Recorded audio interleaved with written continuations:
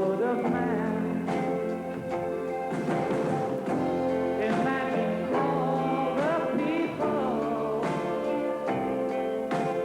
sharing all the world. You may say I'm a dreamer, but I'm not the only one. I hope someday you'll join us,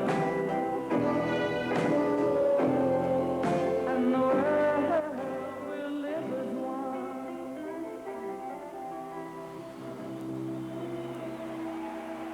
Thank you. Hey, Kita, do you know anything about animals?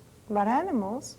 Well, yeah, I guess everybody knows a little bit about animals. And what about giraffes? Giraffes? Well, I know that they're very tall, they have this beautiful long neck, and they walk like this in this real smooth way. Yeah, but do you know how they're born? How they come to the world? No. Then take a look at this.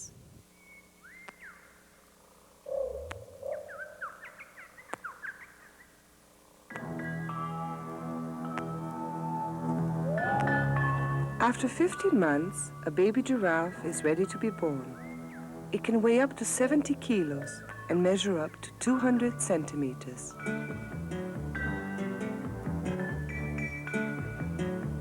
Their most developed sense is sight.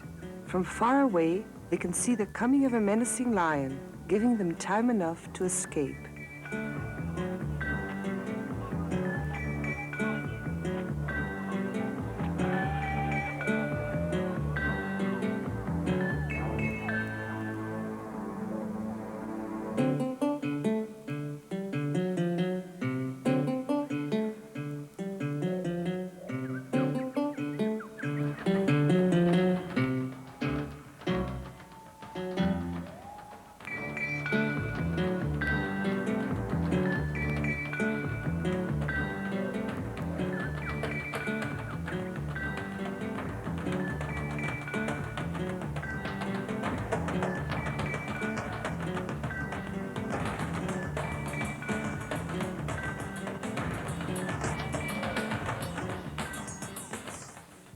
Years. Wow, that's incredible. It takes us years, or at least 2 years, to learn how to walk. These animals, they come to Earth, clean themselves up, look at you, and off they go, walking. That's funny and quite incredible, I think. Now, what do you know about animals? Which is the tallest animal on Earth?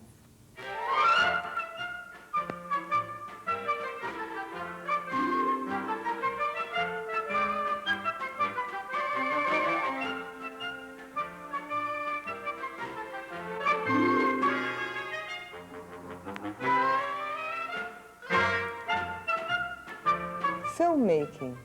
I would say that's one of the most interesting things in movies, the way the film is made. Yes, and today we're going to see how Gene Wilder made his film, The Haunted Honeymoon.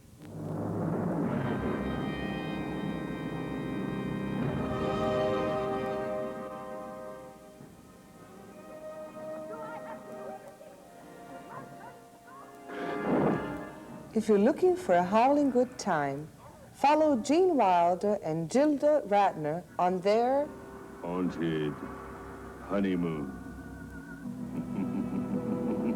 This is gonna be some weekend. We are always balancing big laughs with real horror within the same scene. It's like a teeter-totter. It just goes back and forth and back and forth. So you're really laughing, and then it switches moods. Not moods, it switches rhythm. And suddenly there's something shocking that scares you. The filmmakers found the perfect house in England. But what's really eccentric in the film is the person who lives in the house. This is Gene Wilder's great-aunt Kate, played by Dawn DeLuise. I was having dinner at Gene's house, and I imitated Ethel Barrymore, and he said, "Would you like to play my aunt in a movie?" And I said, "Sure."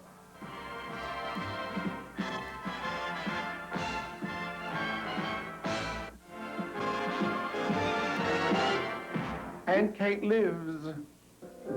Okay.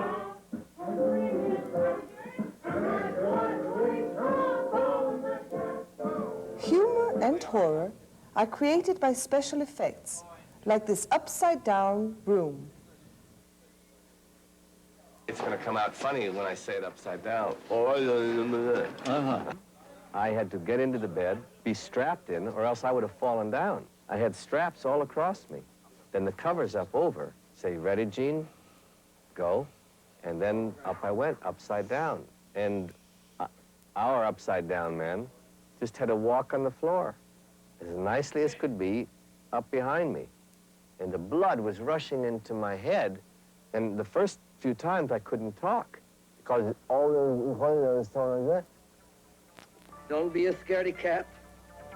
There's nothing there. The film is a combination of special effects, funny situations, and a good writer, director, and star. The result is a frighteningly funny film. And I want to try one with the lighting. Yes, that is right.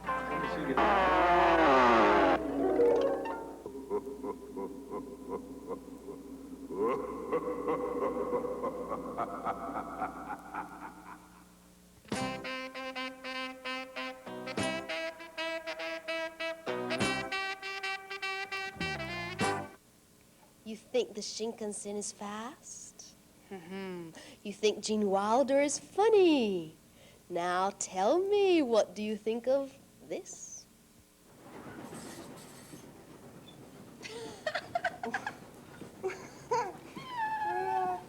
Yesterday I laughed so much. Why? Because I saw this collector with a funny nose.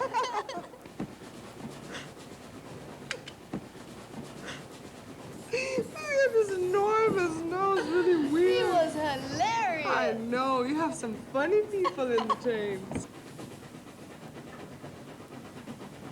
Oh, tickets. Anna, this is the funniest guy of all.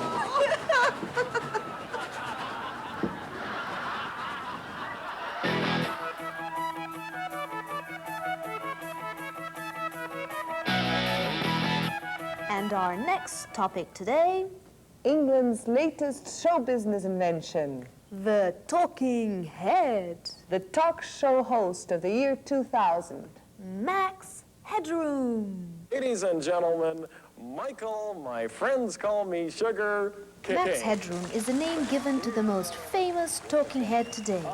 He's the #1 TV star in England and USA. He was invented by an English TV producer to present a video program called Cinemax. He is generated by computers, and he's the first personality created for the present computer generation. He has qualities that we think are unique. They match up, we think, with our product, Coke. He is aggressive, he's refreshing, and we think it's a good fit.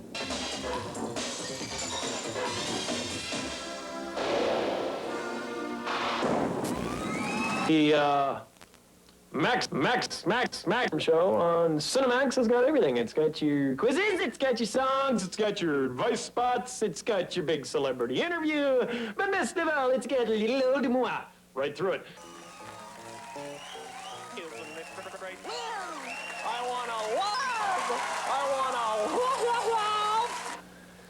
Well, how do I account for my fame and my fortune? It probably has something to do with my... I don't know. It's something to do with being a cult, I think, and that can be such a swagger, frightening business for some. I feel sorry for those people in the biz, in quotation marks, who carry fame like an ox's yoke. Must be a real pain in the neck. See? Who only owns a stand-up comic? God, I'd make more than 2 luncheon vouchers. What? This is... Behind that computer face, there is an actor. His name is Matt Frewer. To get Max Headroom ready, the actor sits for 4.5 hours putting makeup on.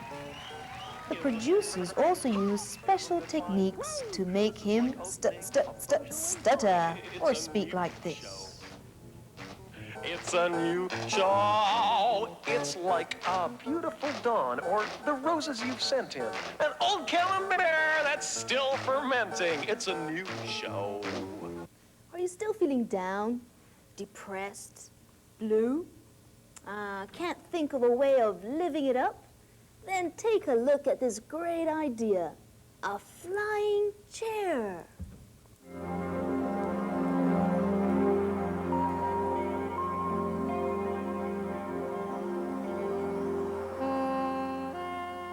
You sit down, relax, and let the wind take you through the skies. Better than watching TV.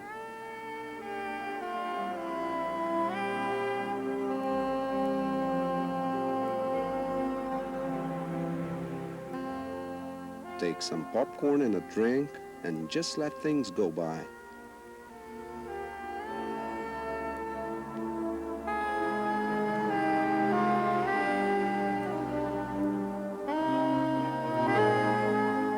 That's what I call living it up.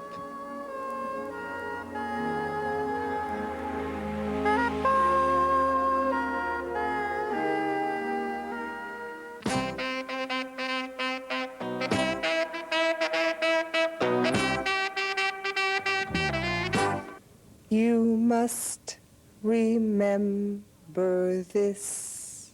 Anna, wait. There's a bee on your head. Where? Please, get it. Wait, calm down. I'll get it. Wait a minute. I got it. I'll get it. Hello? I don't get it. Oh, I get it. You must remember this. Live it up. Get you down.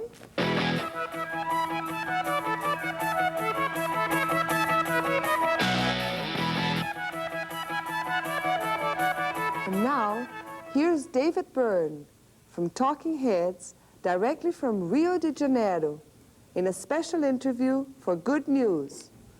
So, David, tell us what you think about women's fight for a place in our society. I think in some sense we can learn something from animals, and that they the male and female seem to have, they seem to divide up the responsibility of living. It does seem like men do some things and women do other things, and that both are important, both have equal importance, and if one is too much, then there's imbalance and all kinds of craziness results. And so it's not a matter of taking what a man has and splitting it up and taking what a woman has and splitting it up. It's a matter of, I think, realizing the importance of the two things working together. Is that good enough? Okay. Thank you very much. Get it? Get it? Then try to understand his wild, wild life.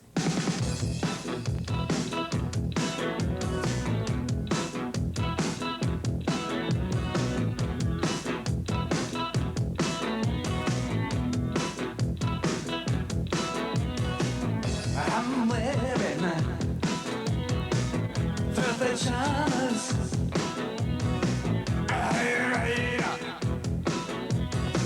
Hot potato. It's tickling my fancy. Speak up, I can't hear you. Here on this mountain top, I got some wild, wild life. I got some news to tell about some wild, wild life. Here comes the doctor in charge of her love. She's got some wild, wild life. And I know way you like it.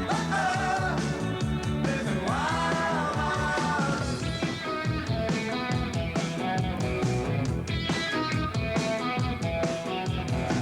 I'll wrestle with your conscience. You wrestle with your partner. Sitting on a windowsill, but he spends his time behind closed doors.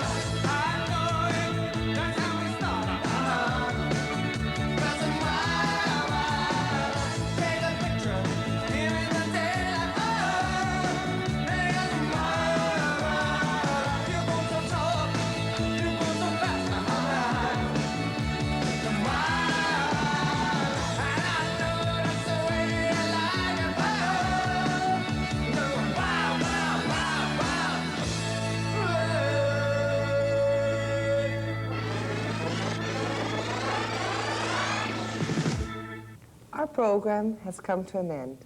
I hope you have enjoyed it. And see us next week.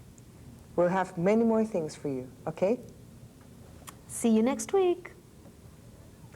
And live it up this week.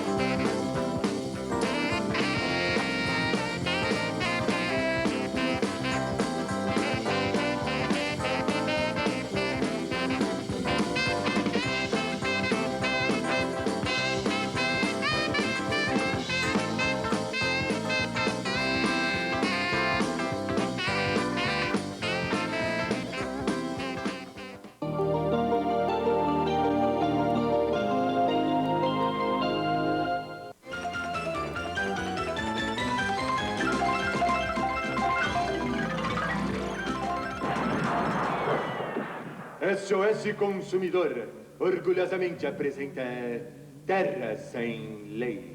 Deadly morning, the eye of the devil. Por favor, me dê aí um refrigerante. O Dodóizinho quer um refrigerante. Aqui está. E vê se não vai se embebedar aí, cara. Esse refrigerante está estragado. Quem é você pra dizer um negócio desse? Meu nome é... Jungle Joe. Jungle Joe! O gatinho mais rápido do oeste? Bem, eu sinto muito, Jungle Joe. Eu não sabia que era você. Nesta época, a lei não existia, mas os tempos mudaram. Denuncie ao Procon se você encontrar sujeira ou objeto estranho numa garrafa e procure trocar o produto no local onde você comprou. Oh, Jungle Joe!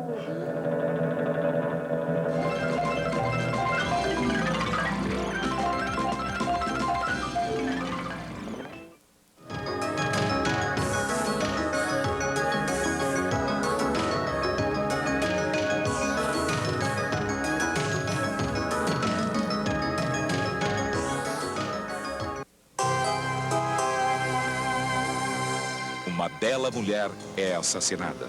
O detetive Procópio Ferreira procura Quem Matou Anabela, com Ana Esmeralda e Carlos Zara. Cine Brasil, neste domingo, 11 da noite. Grandes momentos do esporte.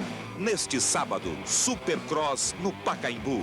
Pela primeira vez no Brasil, provas realizadas em estádio. E na íntegra, a decisão do Mundial Interclubes de Basquete da década de 70. Sírio e Bosna da Iugoslávia. Grandes momentos do esporte. Sábado, 2h10 da tarde.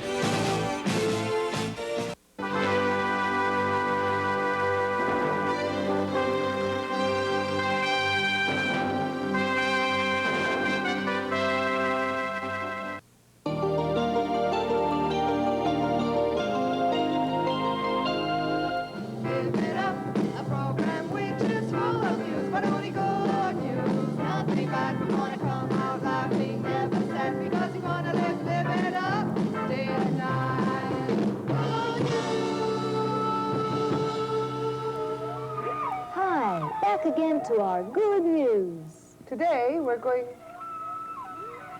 What's that? I don't know. What's that?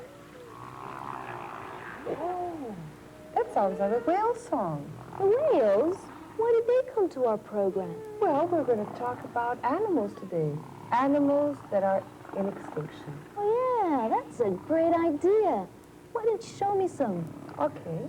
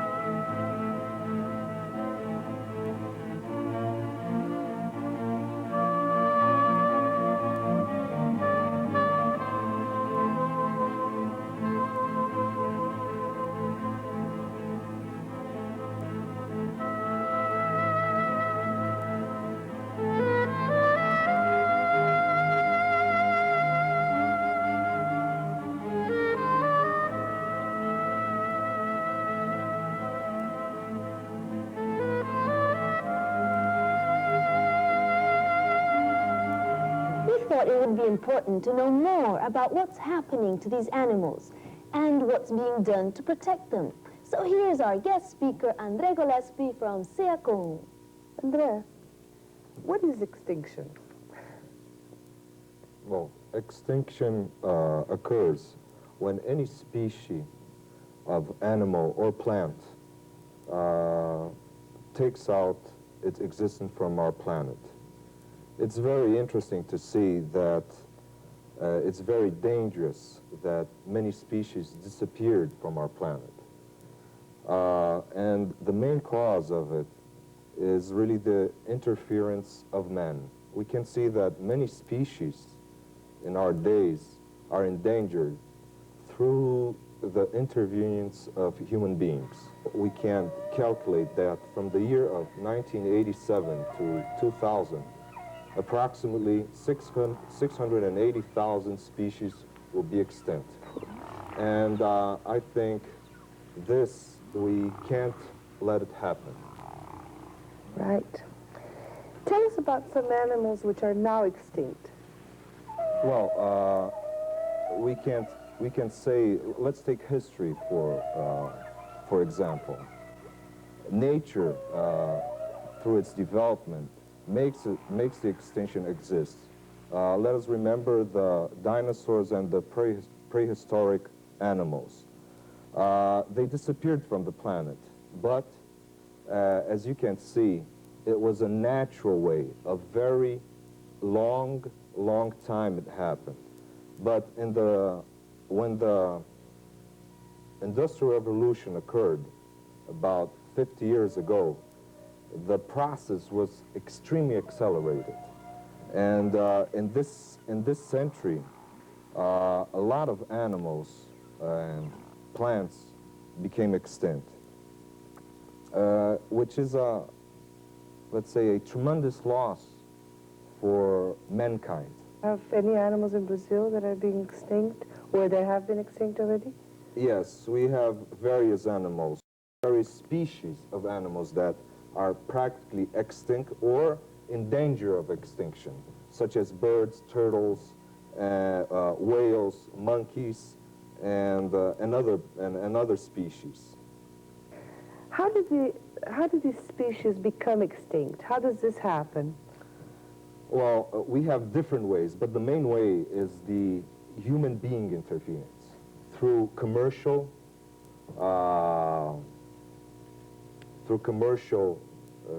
intervenience. Let's say the elephant for the ivory. Another example is the rhinoceros through its horns too. What about turtles? Do they use turtles or for something? Yeah, turtles they use for combs, crocodiles for bags and shoes. I think one of the most important things is that when man comes to a conscience that the nature is respected, he will respect himself. Okay, André. It was very, very interesting having you around. I hope you can come again and tell us everything you've been fighting for and the results, okay? And how things are coming up in the Senate and all your fights, okay? Give us news. I'll thank you for giving me the opportunity, and I would say my last thing. Watch out, extinction is forever. Ararajuba, Tangará, Papagaio Chorão, Árpia, Queixada, a Onça, Veado da Serra, Anta, Tamanduá Bandeira, Lobo-Guará, Mico-Leão Dourado, Mico-Leão Preto, Macaco-Aranha.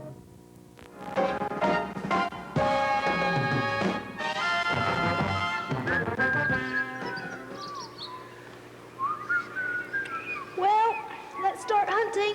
Time is money. Ooh, sure is. Listen, I have an idea. You go your way, and I'll go my way.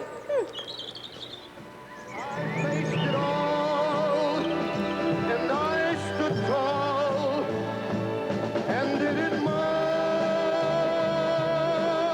way.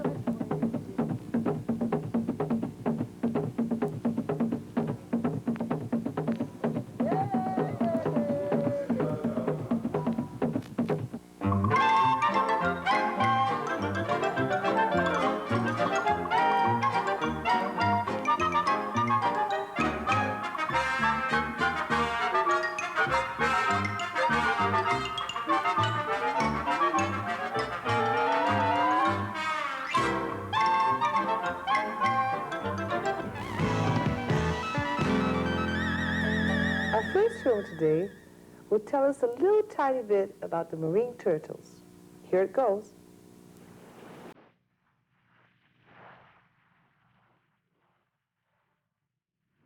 We have about 5 species of marine turtles in Brazil. They lay their eggs along the Brazilian coast during the months of September through February. They're being menaced of extinction due to the predation of their eggs and the illegal commerce of their shells used for the confection of bracelets and rings and other ornaments. 3 ecological groups are constantly working along the coast, protecting the turtles and their eggs. Let's help them survive.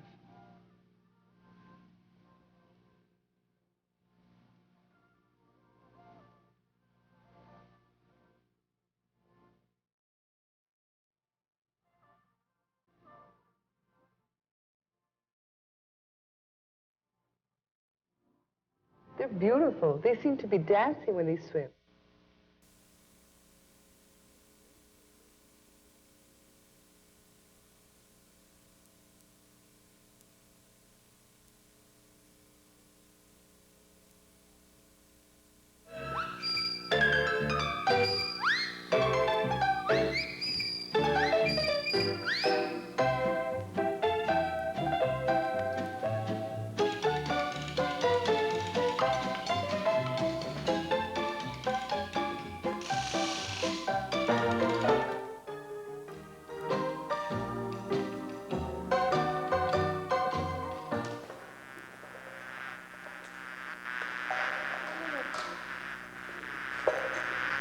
These mosquitoes are driving me up the wall.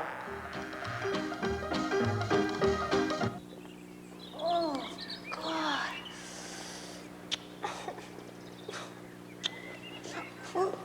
What's the matter? This toothache is driving me up the walls. Oh, you poor hunter.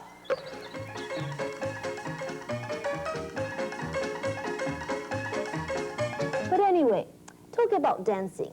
Not only turtles dance in the water. Take a look at these elderly people dancing in the water, too.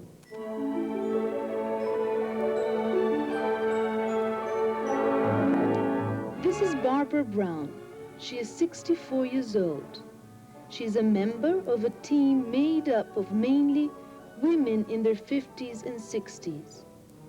But there is even a woman who is 70 years old and has a pacemaker. Barbara is now the world and national synchronized swimming champion in her age group. She began synchronized swimming when she was 56. She never trained as a child, and during her adult life, she was a housewife and a mother. It's fun to be able to get into a size 10 bathing suit. I could never, as a child, I wasn't as thin as I am now. I probably am in better physical condition now than I have ever been in my life.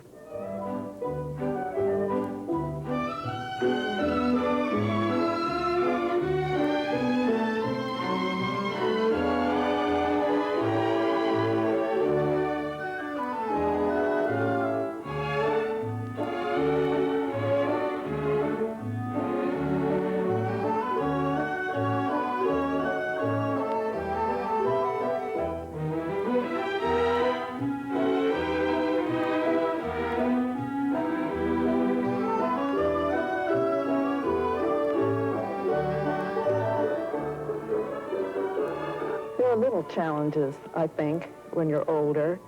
Every time we make a breakthrough, it's a thrill, and we clap for each other. Barbara began training because her children were grown and she needed something to do. She says it feels good to be a winner at the age of 64. That's a nice way of getting old. It really is. Hey, Kita, do you like David Bowie? I love him. I love this guy. He likes to dance too, doesn't he? He sure does. He has 2 songs that talk about dancing. One with Mick Jagger, which is Dancing in the Streets, and the other one called Let's Dance. Oh, can we see one today? Okay, man. Let's dance with David Bowie. Yes. See whales and pandas symbolizing extinction. Take a look at this, a panda. And also, take a look at this. I've got my whale on, too, right? But anyway, I know a little bit about whales. I'd like to know a little bit more about pandas. Well, some time ago, 2 pandas visited New York. Let's see if we learn something about what they did over there. Great. We'll have Manhattan, the Bronx and Staten Island, too. It's lovely going through the zoo.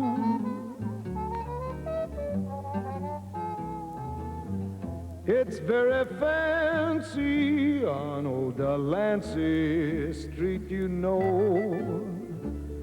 The subway charms us so when balmy breezes blow to and fro. And tell me what street compared For the to next what street 3 months, Yang Yang and Ling Ling will be New York's honored guests. And we expect that thousands of visitors will come here every single day to see them. These animals live in the bamboo forests of China. We know very little about their lives in the wild. They're solitary animals in the wild, and their behavior here will be the same as they would be in the wild.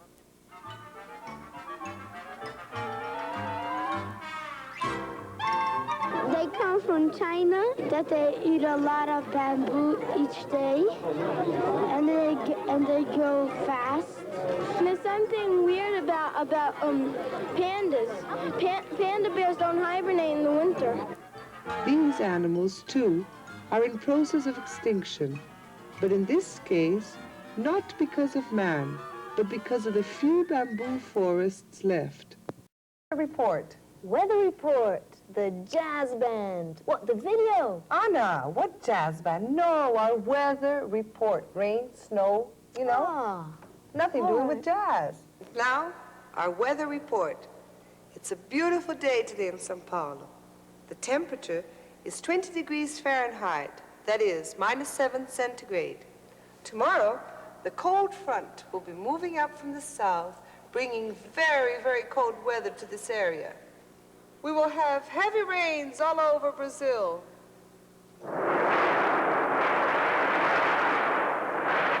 There will be very strong winds up in the north.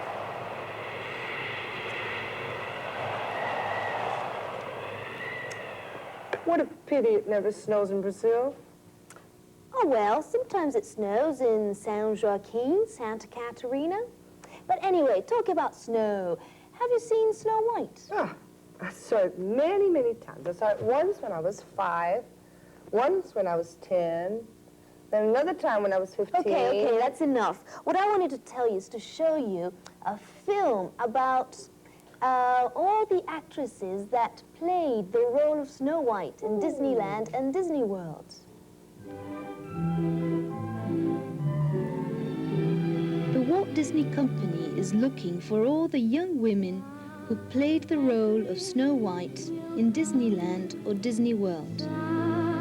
This year, because it's the 50th anniversary of the release of the film Snow White and the Seven Dwarfs, it was decided to launch a nationwide search for all the young women who have ever played Snow White so they can participate in celebration. We're all excited. We're going to get ready for a big celebration of our movie, 50th anniversary, and we're probably going to have a little party with all of our friends coming to visit us.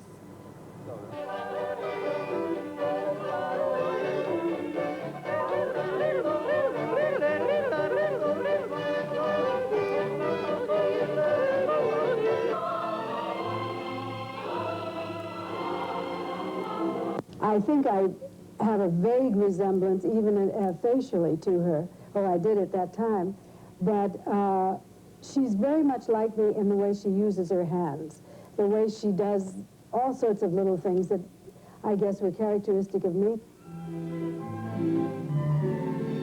Can still do this. I'm wishing for the one I love to find again.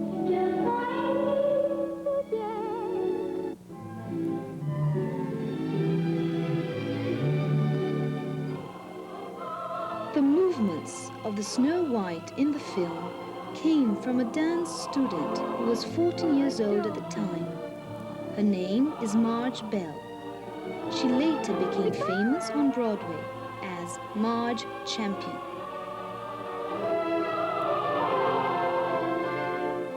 In July, I went to the beautiful place called Serra do Caraça in Minas Gerais. It's a place with enormous forests and many, many wild animals. And did you see many wild animals? Well, I saw many wild monkeys, and I saw woodpeckers. You know woodpeckers? Those. And I saw lobo-guarás, which are the guará wolves, some Brazilian wolves, and I even fed them in the mouth. Did you know that there are some wolves that are also in extinction? That's very bad news.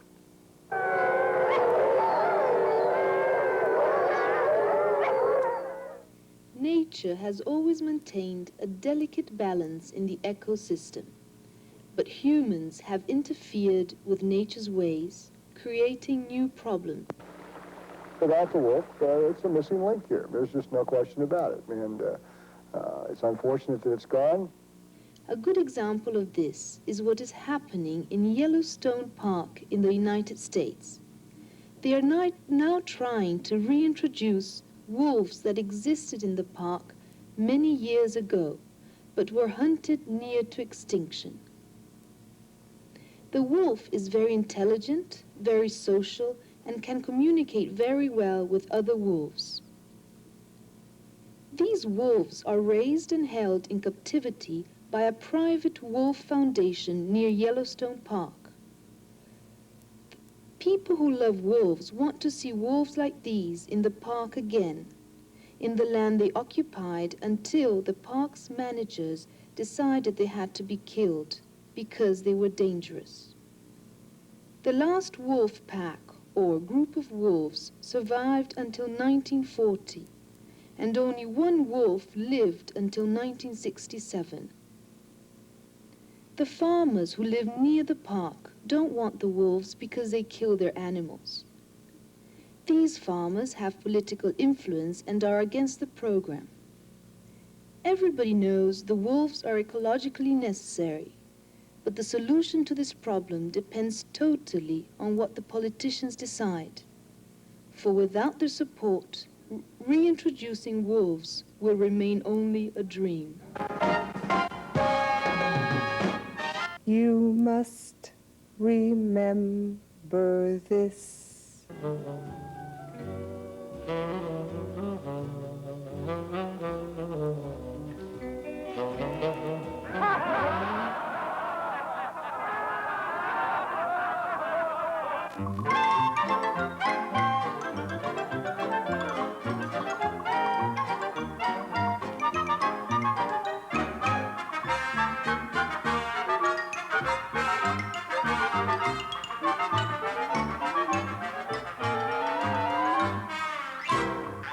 These mosquitoes are driving me up the wall.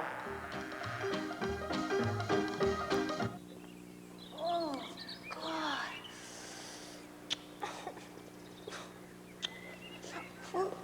What's the matter? This toothache is driving me up the walls. Oh.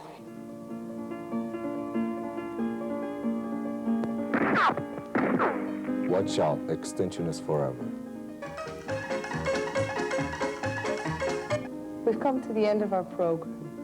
The news today maybe weren't that good, but at the same time, we saw that many people are fighting, and they're doing something about it. Think about it. Do something about it, okay? And remember, extinction is forever.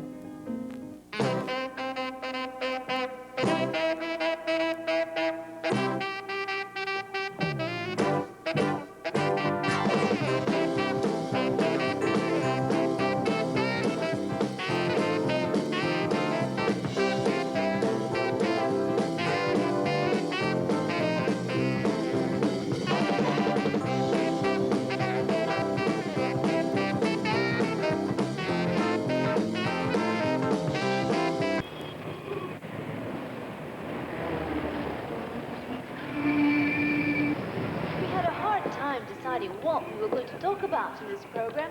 So, after sitting for a long time in our living rooms and having come up with no idea whatsoever, we decided to go for a walk and try to get some inspiration. And believe it or not, we decided to talk about...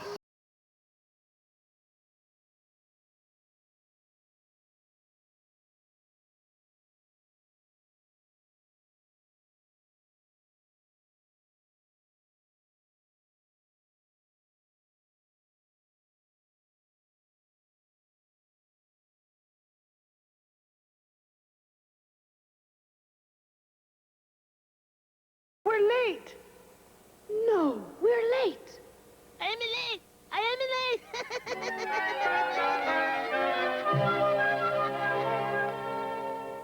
Here we are. We thought people would be a good subject for today. There are many kinds of people.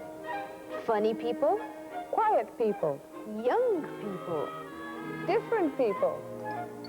identical people. Talking about identical, let's talk about twins.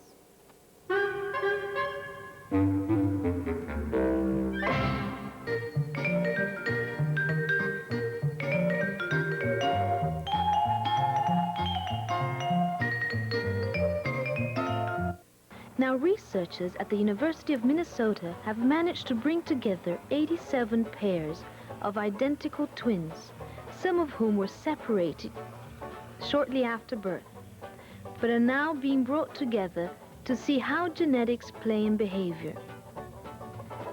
The results of the study are fascinating, so interesting that a film is made on the research.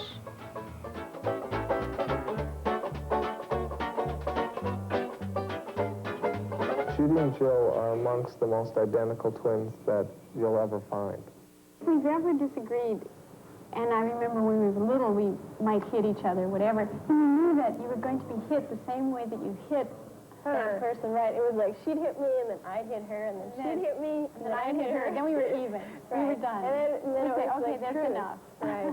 Because one of us couldn't, like, out hit the other one. Yes, one wasn't bigger, you know, so you couldn't, like, clobber the other one. Right. Their behavior has mystified scientists for centuries. Nobody knows why they act so much alike, but scholars are working hard to figure it out. We've learned so much from it. I think the most fascinating thing about the twin film is that we have twins that have been reared apart for 30 years, brought up in totally different environments, and they act, come together, and they act and look as much alike as we do. The fireman twins, the men in our film, they're both volunteer firemen. I mean, that's pretty spooky. They both wear those key rings on the outside of their pants, on the right-hand side. They hold their Budweiser, and they only drink Budweiser beer. They hold their Budweiser like this. A bizarre way. Yeah, I mean, a really unusual way. Jerry and Mark were adopted into separate families when they were just 5 days old. Jerry was raised in New York City, Mark in Paramus, New Jersey, just a few kilometers away. Only genetics could explain how the two could be so similar.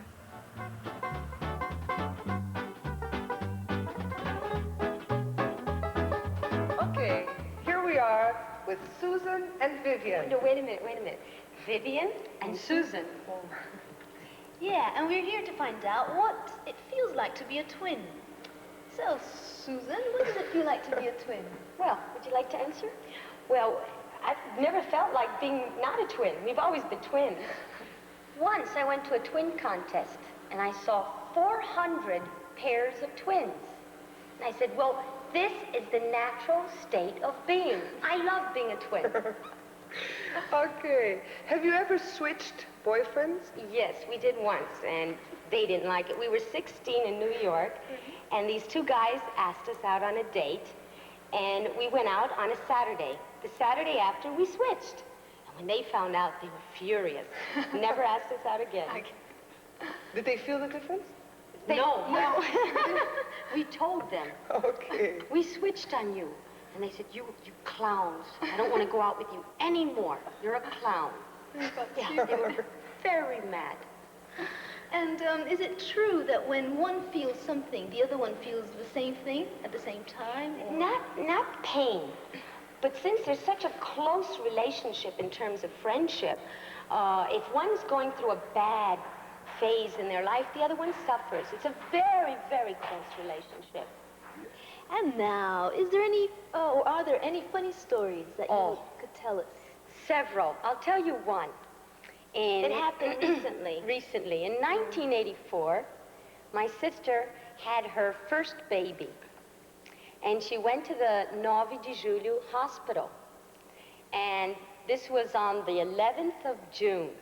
And she had her baby, and she went home. Then on the 26th of June, I went in the 9 de Julho with my baby.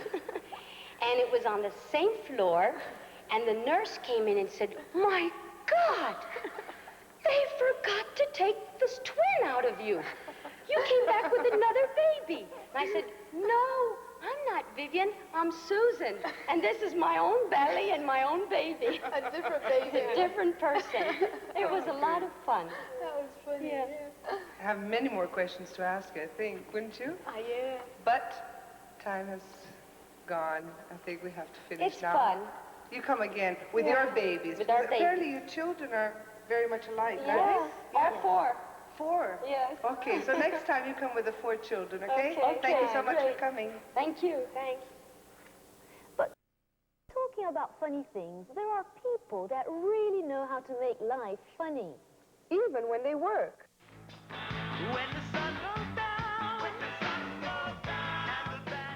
For many drivers, nothing is more frustrating than getting caught in a traffic jam. But here is a report about a young policeman who has found a way to keep himself and drivers entertained while directing traffic. His name is Sam Rogers, a 26-year-old patrolman who's been a policeman officer for 1 year. He says he does get some puzzled looks, but also free soft drinks and candy bars, and more smiles and waves than he can count.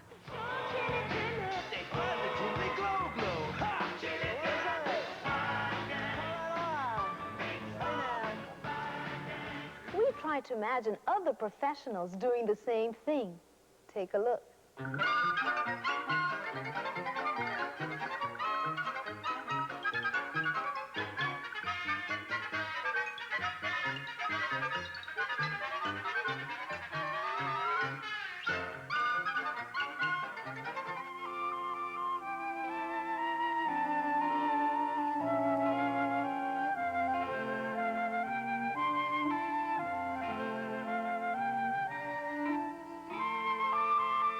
There are other people who fight for what they want, and they try to make it. Do you think you'll make it?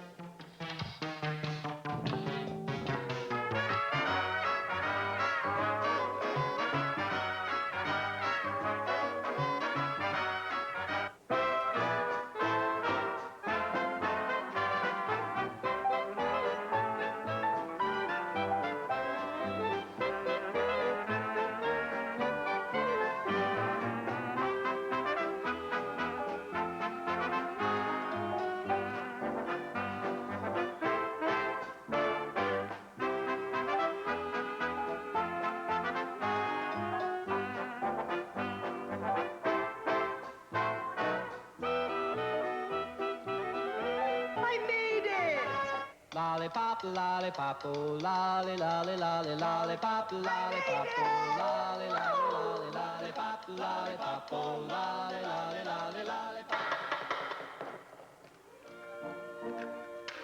A bit of flour. Another egg.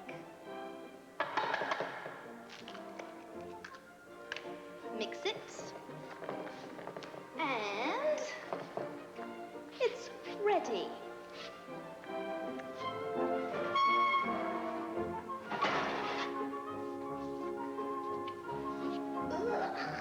Who made that? I made it.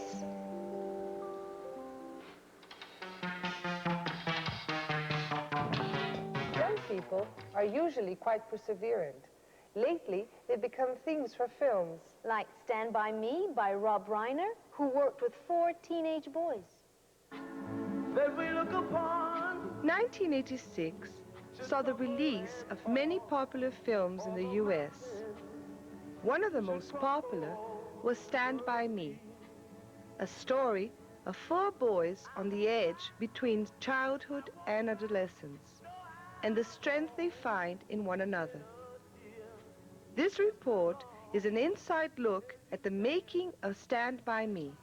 I played theater games with these boys for 2 weeks, and we learned how to share and how to play with each other, and by the time we got to the set, it really paid off, because they really learned how to play with each other. Rob must have saw something in me that made him think, well, I want this person to do my movie, and I was real lucky. I was up against some really, really tough competition, but I got lucky. Stand By Me takes place in 1960, and I was born in 1970. So I had to do some research kind of on what happened, you know, back in those days. So I talked to Rob a lot about it. You know, we listened to a lot of old songs, and we learned all the handshakes that they did back then, and all the phrases they used, and the words that they used, and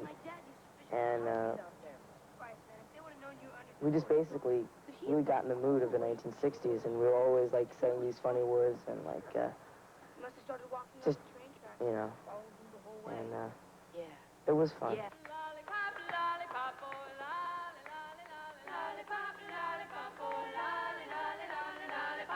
Sometimes your best friend can see you a lot more clearly than you can see yourself, and sometimes you can lean on a best friend when maybe a parent sometimes doesn't understand you.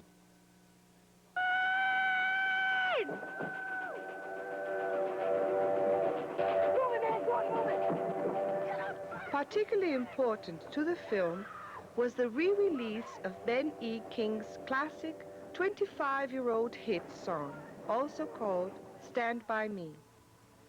Both the single record and the album from which it comes are once again very, very popular.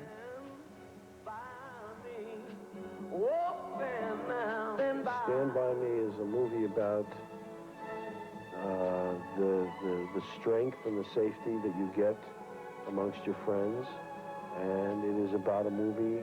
It's a movie about a boy who begins to accept himself through the help of his best friend, and that's, you know, what the film is about. The strength you get from a friend.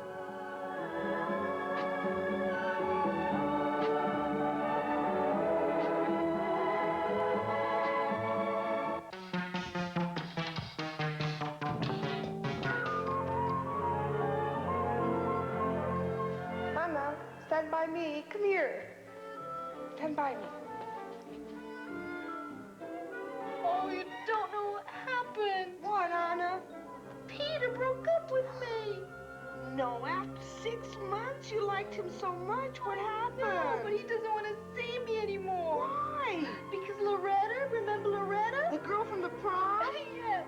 She just told him I had gone out with Dennis. Oh, she's always doing that. Now, what are you going to do? I don't know. He doesn't want to see me. Everybody hates me. I just feel like jumping out of the window. Wait, calm down. May I help you? Maybe. Wait, I know what I can do. I can go and speak to him. I'll stand by you. What other kinds of people do we have in this crazy world? Well, we've got some people that really don't know how to be happy. People who always fight and argue. In other words, they never communicate. Eu não te falei pra me esperar lá dentro. Você tá afim de ficar dando bandeira, é? Hein? Hein? Eu só fui comprar confete. Ah, é? Confete, é? A coroa foi comprar confete? Por que não desfilava? Era manco. Não, chegava de dando bico aqui.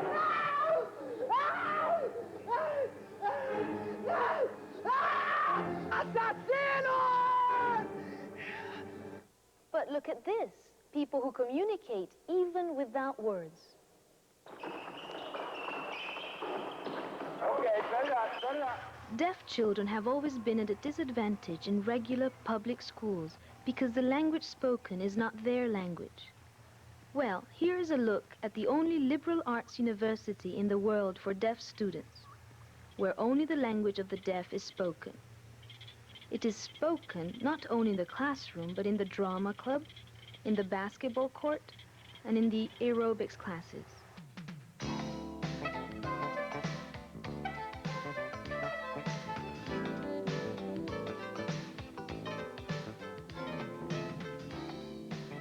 I get angry with someone, they know it, because I'm yelling and we're signing, okay? And we're doing pretty much the same thing that a hearing coach is doing, but we're doing it in sign language. And on campus, that is the language of Gallaudet, the only liberal arts university in the world for deaf students. If you want to be totally involved in school life, this is the place to go. You want a surprise? I have a surprise for you. The educational process begins here at Gallaudet's elementary school. It was one of the first public schools in the country for deaf children. This particular program has come a long way towards proving that even though deaf children require more attention, they are just like any other children in the classroom. The university opened in 1864 with 13 students. Today, there are more than 2,000 students enrolled from all 50 states. Most are undergraduates, and 9 of these are from Nebraska.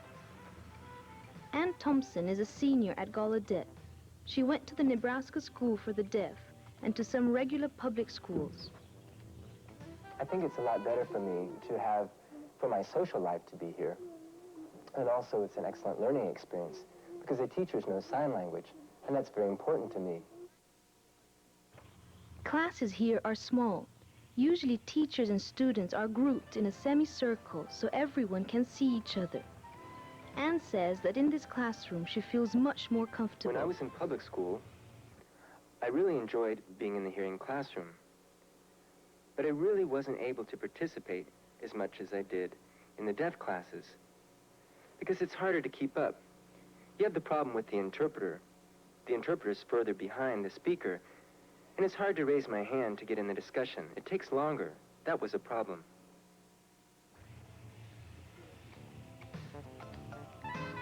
But there was a time when Gallaudet was the only school where deaf people could freely communicate. 20 years ago, people weren't sure about sign language. It was hidden. It was used in the alleys, in the bathrooms. It wasn't polite to sign. But now people are fascinated by it. At Gallaudet, it is a hearing person who's considered handicapped. Although many of the workers and teachers can hear, when they arrive for work, the only language used is the language of the deaf.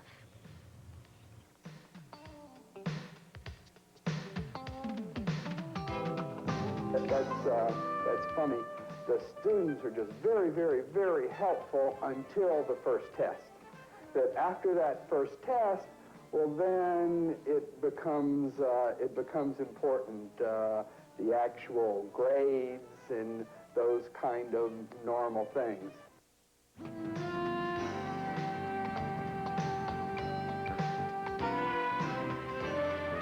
Outside the classroom, Gallaudet students can take part in everything from a drama club to helping produce the first aerobics videotape for the deaf.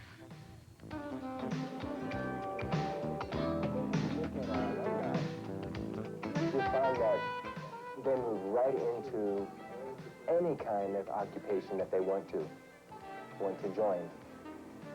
But even with deaf people who do not come to Gallaudet, they tend to be what I call bicultural, bilingual. They interact both with deaf people and with the hearing people. This former Gallaudet student co-starred in the movie Children of a Lesser God. Ann Thompson's ambitions are less glamorous. She wants to teach deaf children.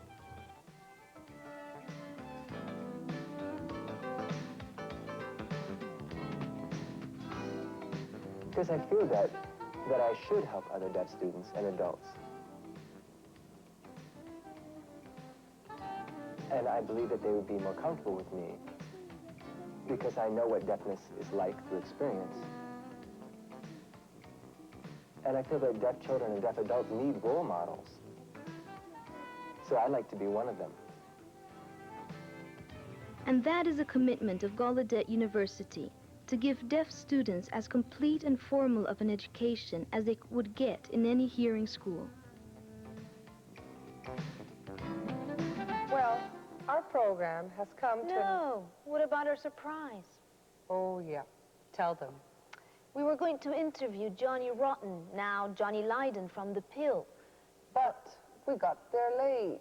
And Johnny Lydon was in the loo. So we interviewed John McLew. Your music is revolutionary. I'd like to know what you guys believe in and what you go against, if there's anything you go against. Well, I think you have to look at songs in two ways. There's the lyrics and the music, you know. And Mr. Lydon writes the lyrics, and he's against anything that denies a person to be an individual. That's important to us. We don't like uniforms. We like people to be individuals. Okay, so, but you have to speak to him about that, really. But as far as the music is concerned, which is my department, I'm influenced by the amount of rubbish in the American and British charts. And I'm influenced in this way. I never want to sound like that. So we make sure we don't sound like the rest of the rubbish, you know. And we are revolutionary. People follow. We lead, others follow. Could you tell me what the change between Johnny Rotten and Johnny Lydon is? John Lydon is how he signs checks, which is very, very seldom, because we're not a very rich band, viewers. But John Rotten is the spirit, and that's will never be changed. All right, thanks a lot. And now, try to sing this song, a big hit of the 60s, and that is playing again in the radios nowadays. Stand By Me.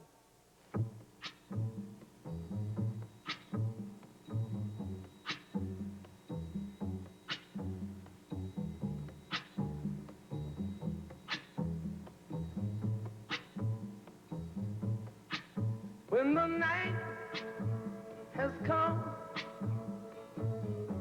and the land is dark and the moon is the only light we'll see.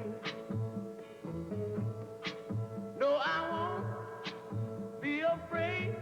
Oh, I won't be afraid. Just as long as you stand by me. So darling, darling, stand by me. Oh, stand by me. Oh, stand by me. Stand by me. If the sky that we look upon should tumble and fall, or the mountain should crumble to the sea, I won't cry,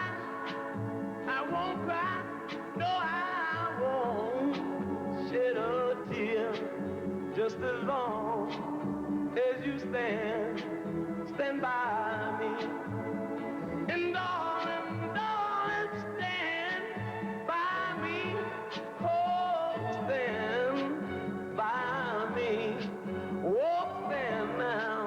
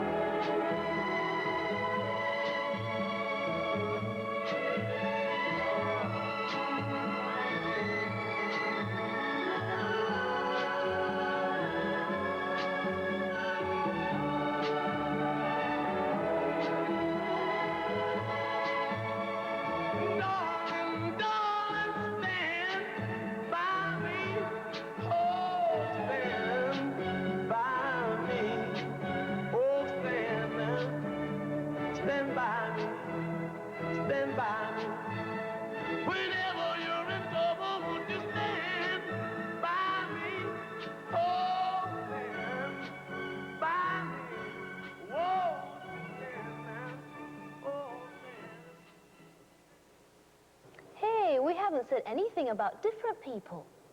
That's true. So take a look at this beautiful film of Micronesia, a place that we would know very little about. So hot.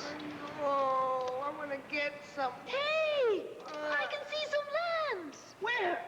Oh, over there! Can you see it? Come on back!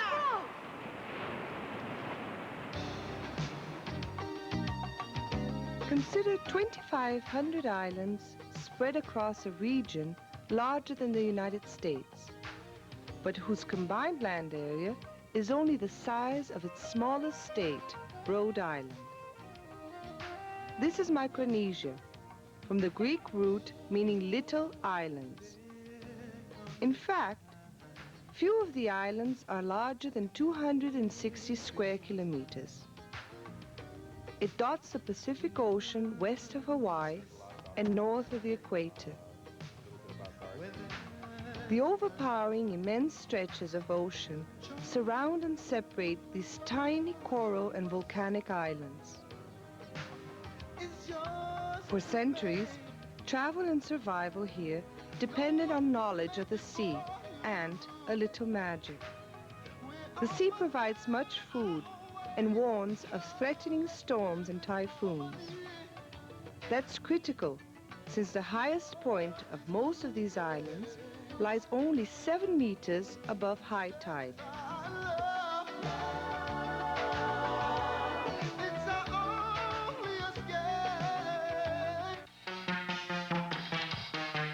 You must remember this. I made it! I made it! No! I made it. Stand by me. Everybody hates me. I just feel like jumping out of the window. Wait, calm down. May I help you? Maybe. Wait, I know what I can do. I can go and speak to him. I'll stand by you. Well, that's all for now. I hope you enjoyed it, because this is the end of the program. And, well, see you in our next program. Don't miss it. Okay, bye.